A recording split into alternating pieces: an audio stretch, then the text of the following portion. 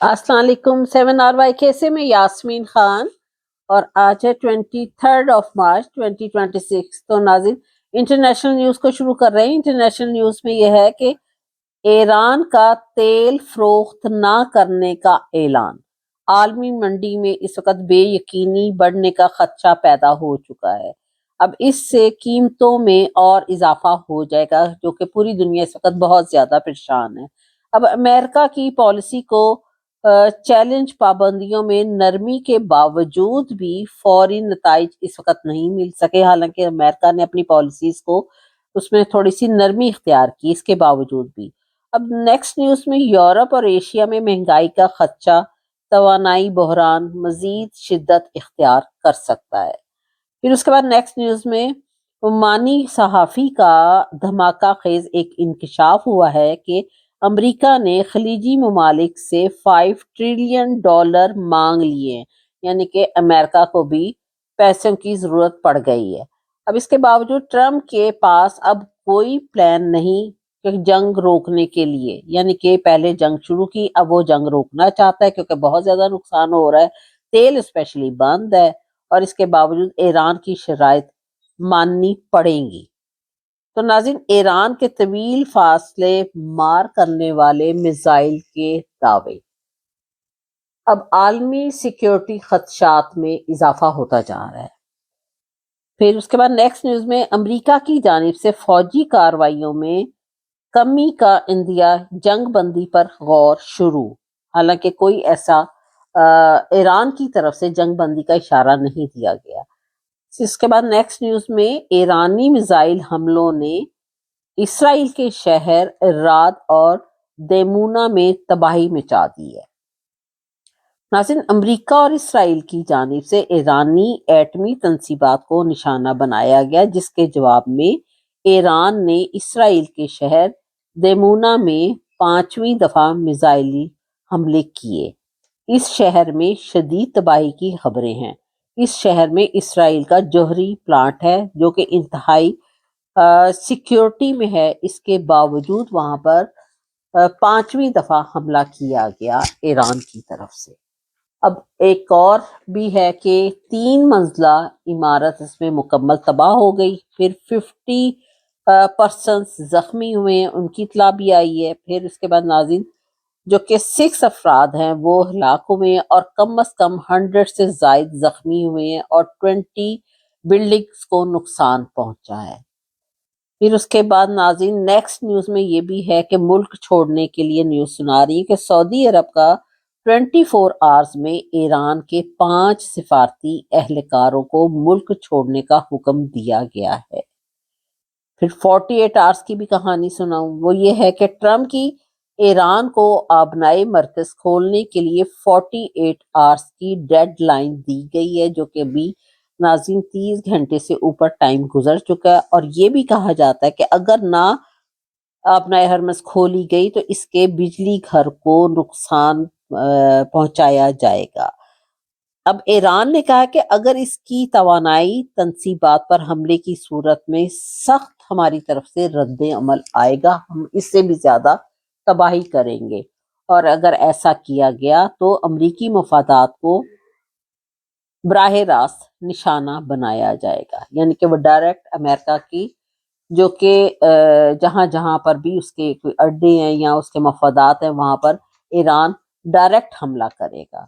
तो नाज़रीन, उसके पास लॉन्ग रेंज के मिसाइल तो पता चल ही गए, जो उसने सऊदी अरब में 4000 किलोमीटर की रेंज पर मारा है।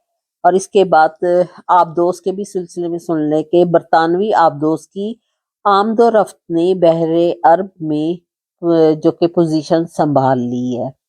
अब ईरान ने डीगो गार्शिया बहरे हिंद बैलिस्टिक मिसाइल अमेरिका और बरतानिया के मुश्तरका फौजी अड्डे जो कहलाए जाते हैं, वहां पर उसकी नाज़रीन तरदीद की है। और कहा गया है कि वहां के एक एहलकार सीनियर पर्सन ने कहा कि हम इसके जिम्मेदार नहीं हैं, जो कि अमेरिका और बरतानिया का मुश्तरका फौजी अड्डा है, जो कि डीगो गार्शिया के नाम से बहरे हिंद में वहां पर बैलिस्टिक मिसाइल मारे गए हैं। उन्होंने तरदीद की कि हम इसके जिम्मेदार नहीं हैं। अब उसके बाद उधर सऊदी वजारत दिफा ने बताया है कि 3 मिसाइल डाले, जो एक मिसाइल को रोका गया, اور دو جو تھے وہ غیر آباد علاقے میں گرے ہیں۔ سعودی عرب نے بھی یہ کہا ہے۔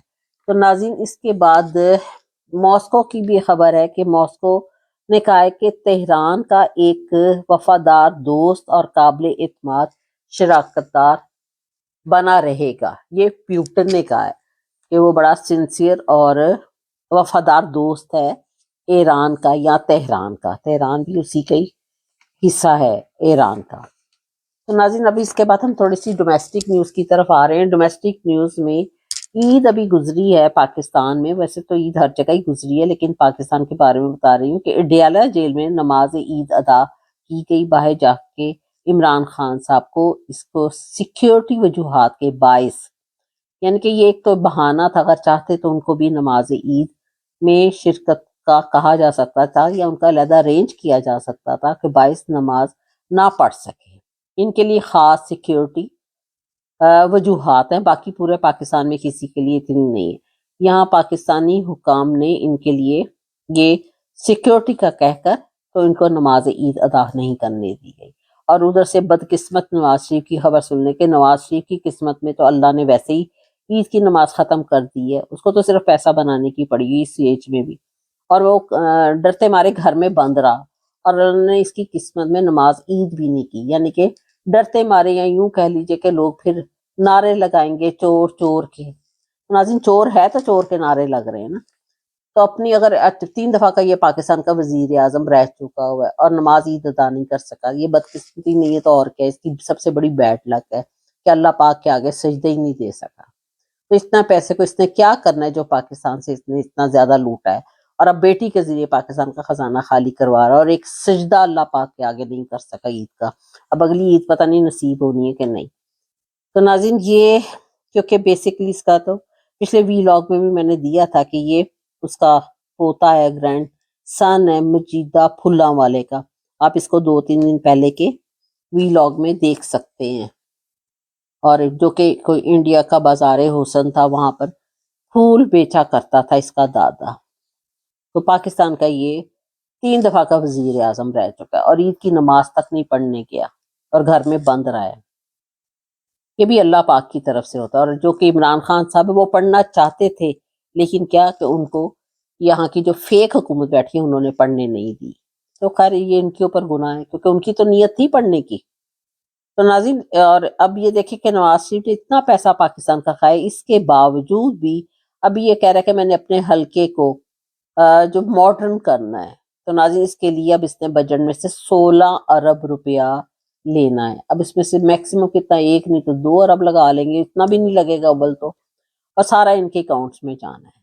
یعنی کہ ابھی بھی پیسے کی طرف سے ان کا پیٹ نہیں بھرا، اس نے ابھی سے ایج میں اتنا پیسہ اور کیا کرنا، اپنی اولاد کے لیے تو اتنا پاکستان کے خزانے میں سے نکال کے بنا بیٹھا ہے، ابھی اور بھی اس کو تمنا ہے۔ اب پھر اس نے 16 ارب، بیٹی ہے تو وہ 13 ارب کا جہاز پاکستان کے پیسوں سے لیے پھر رہی ہے، اب اس نے 16 ارب روپے کا یہ پاکستان کے خزانے پر بوجھ ڈالنا ہے۔ لیکن عمران خان صاحب نے جیل میں سے بھی اپنی قوم کو عید مبارک کہا ہے۔ یہ ہے بڑے لیڈر کی نشانی۔ تو ناظرین بی بی سی عربک کے مطابق یہ خبر آئی ہے کہ پہلے یہ $600 ملین کا نقصان ہوا تھا ایئر لائنز کو، اور یعنی کہ ہر ہفتے ہو رہا تھا ٹوریزم کا جو کہ دبئی میں ہے۔ اب آپ کو پتا ہے دبئی کی ایئر لائنز وہاں سے بہت زیادہ چلتی ہیں، آپریٹ ہو رہی تھی، جو کہ ابھی $600 ملین کا نقصان ہو چکا ہے صرف ایک ہفتے میں۔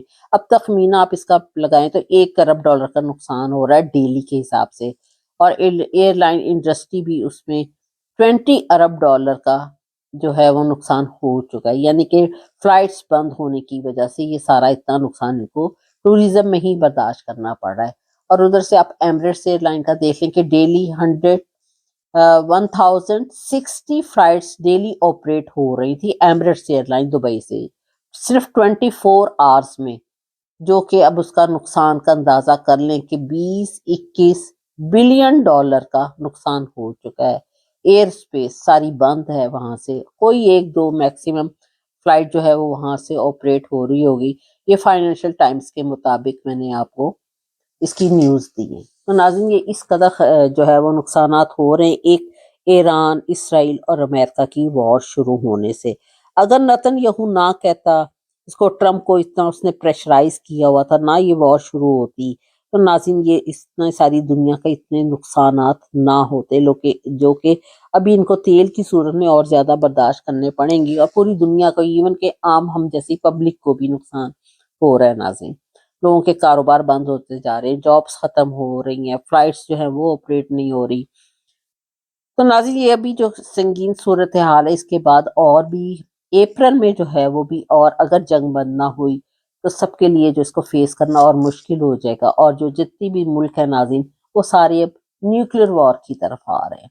अब मेरा ख्याल है कि मैंने आपको और 10 डेज तक मैक्सिमम सारे न्यूक्लियर वॉर की स्टोरीज सुनानी है कि ये यहाँ ये हो गया, फलानी जगह ये हो गया। उसके लिए आप लोग सब मेंटली तौर पर प्रिपेयर रहें। तो नाज़रीन मेरा चैनल है जी 7RYK, इसको मैं हर दफ़ा आपको याद दिला देती हूँ, इसको आप सब्सक्राइब कीजिएगा, टिकटॉक पर देखकर फॉलो कीजिएगा। Thank you very much.